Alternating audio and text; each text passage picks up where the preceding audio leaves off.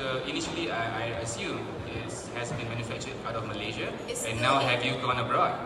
It's still being produced in Malaysia. Still. Yes, but it's just that most of the material are sourced outside. Of course, because Malaysia is not a textile country.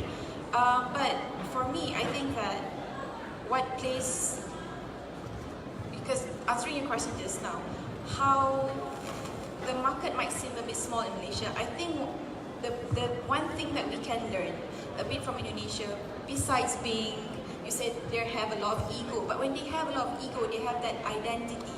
So that is the thing that they are trying to fight. Each brand having their own identity, keeping it very unique, having their own unique selling point.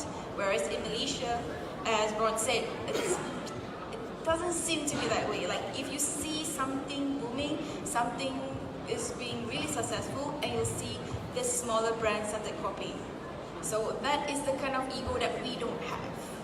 And I think perhaps that's something that we can learn in order to scale up the industry.